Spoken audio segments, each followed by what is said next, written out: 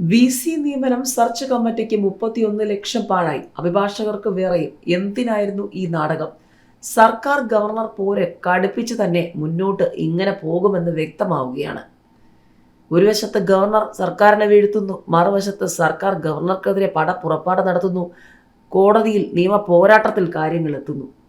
സാങ്കേതിക digital vice ചാൻസലർമാരുടെ നിയമനത്തിൽ സർക്കാരും ഗവർണറും തമ്മിൽ ധാരണയായതോടെ ബാക്കിയാകുന്ന ചോദ്യം പക്ഷേ ഇപ്പോൾ ഇതാണ്: ഇത്രയും എളുപ്പത്തിൽ പരിഹരിക്കാൻ കഴിയുമായിരുന്നുവെങ്കിൽ സർക്കാരിൻ്റെയും ലോക്ഭവന്റെയും പണവും സമയവും അധ്വാനവും ഇത്രയും പാഴാക്കിയതെന്തിന്?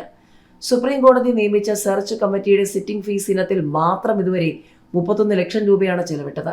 ഹൈക്കോടതിയിലും സുപ്രീം കോടതിയിലും അഭിഭാഷകർക്ക് നൽകിയ ലക്ഷങ്ങൾ വേറെയും. ഈ നിയമ പോരാട്ടത്തിന് വക്കീൽ ഫീസായി എത്ര രൂപ ചെലവിട്ടെന്ന് വിവരാവകാശ നിയമപ്രകാരമുള്ള ചോദ്യത്തിന് സർക്കാരോ AG ഓഫീസോ മറുപടി നൽകിയിരുന്നില്ല. ഉന്നത വിദ്യാഭ്യാസ മേഖലയുടെ ഉന്നമനമല്ല, താല്പര്യമുള്ളവരെ നിയമിക്കണമെന്ന നിർബന്ധമാണ് ഇതുവരെ കാര്യങ്ങൾ വഷളാക്കിയതെന്ന് കഴിഞ്ഞ ദിവസം ഉണ്ടായ ഒത്തുതീർപ്പോടെ വ്യക്തം. സർക്കാരും ഗവർണറും തമ്മിൽ തർക്കമുണ്ടായതോടെയാണ് സുപ്രീം കോടതി ഇടപെട്ട് സെർച്ച് കമ്മിറ്റി രൂപീകരിച്ചത്. മുൻഗണനാ പട്ടിക മുഖ്യമന്ത്രി തയ്യാറാക്കി ഗവർണർക്ക് നൽകാനായിരുന്നു ആദ്യം കോടതി നിർദ്ദേശം. ഡിജിറ്റലിലേക്ക് doctor Saji Gopinath, doctor MS Rajasree, doctor Jin Jose, doctor Priya Chandran, doctor Sisa Thomas എന്ന ക്രമത്തിലും KTUവിലേക്ക് doctor C Satheesh Kumar, doctor GR Bindu, doctor Priya Chandran, doctor Sisa Thomas എന്ന ക്രമത്തിലുമാണ് മുഖ്യമന്ത്രി പേരുകൾ നൽകിയിരുന്നത്. സിസ തോമസിനെ പരിഗണിക്കരുതെന്ന കുറിപ്പോടെയാണ് അവരുടെ പേര് 2 പട്ടികയിൽ ഉൾപ്പെടുത്തിയത്. സജിയെയും രാജശ്രീയെയും എതിർത്ത് ഗവർണറും കോടതിയിൽ സത്യവാങ്മൂലം നൽകി. സജി ഗോപിനാഥ് VC ആയിരിക്കെ ഡിജിറ്റൽ സർവകലാശാലയിൽ നടന്ന ക്രമക്കേടുകളെക്കുറിച്ച് സിസ തോമസ് നൽകിയ റിപ്പോർട്ടാണ് ഗവർണർ സജിക്കെതിരെ ആയുധമാക്കിയത്. രാജശ്രീയെയും അദ്ദേഹം എതിർത്തു.